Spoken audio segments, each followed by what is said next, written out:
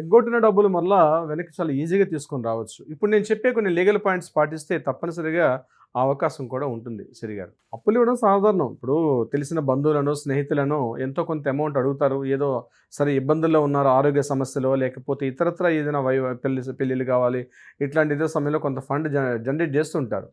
ఏదో ఇంట్రెస్ట్ ఇస్తామని చెప్పి. ఇటువంటి సందర్భాల్లో అప్పు ఇచ్చేటప్పుడు అందుకే ఒక పెద్ద మనిషి అంటాడు, అప్పు ఆనందంతో మొదలై విషాదంతో ముగుస్తుంది అంటాడు. అప్పు ఆనందంతో మొదలై విషాదంతో ముగుస్తుంది అంటాడు.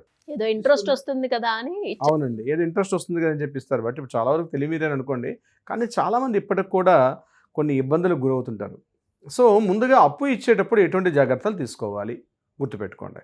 అప్పు ఎప్పుడు కూడా క్యాష్ రూపంలో ఇచ్చే ప్రయత్నం చేయకండి. అంటే క్యాష్ రూపంలో ఎట్టి పరిస్థితిలో కూడా ఇవ్వవద్దు. ఇది రూల్ నెంబర్ 1.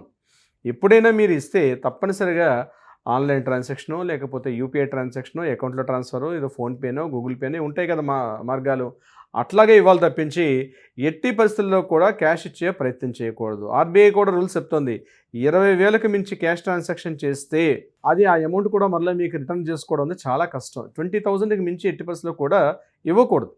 20,000 వరకే క్యాష్ ట్రాన్సాక్షన్ చేయాలి తప్పించి అబౌట్ 20,000 అంది క్యాష్ రూపంలో ట్రాన్సాక్షన్స్ అప్పుల రూపంలో అసలు ఇవ్వకూడదు.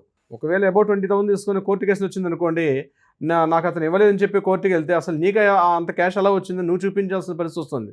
సో నువ్వు కానీ కోర్టుకి వెళ్ళి ఒక 5 లక్షలు ఇచ్చానండి, అది క్యాష్ రూపంలో 5 లక్షల రూపాయలు ఇచ్చని చెప్పి అతను ఇవ్వటని చెప్పి మీరు కోర్టుకి వెళ్తే కోర్టు మిమ్మల్ని అడుగుతుంది, 5 లక్షల రూపాయలు మీకు ఎలా వచ్చింది, ఎందుకు ఇస్తున్నారు? ఎందుకంటే 20,000 దాటి క్యాష్ ట్రాన్సాక్షన్ చేయకూడదు. RBI crystal clear rules and regulations ఉన్నాయి కాబట్టి. సో ఫస్ట్ రూల్ నెంబర్ 1 ఏంటి, ఎప్పుడు కూడా అబౌట్ 20,000 దాటిన అమౌంట్ ఎప్పుడు కూడా క్యాష్ ట్రాన్సాక్షన్ చేయకూడదు. నెంబర్ 2, ప్రాపర్గా ఒక డాక్యుమెంట్ రాసుకోండి. అమౌంట్ ఇస్తున్న విషయం కానీ, అమౌంట్ ఏ సందర్భంలో ఇస్తున్నాము, ఏ రోజు ఇస్తున్నాం, ఎన్ని గంటలకు ఇచ్చాం, ఏ రోజు ఏ వారం ఇచ్చాం, ఏ సంవత్సరం ఇచ్చాం అని క్లియర్గా ఒక అగ్రిమెంట్ రాసుకునే ప్రయత్నం చేయండి.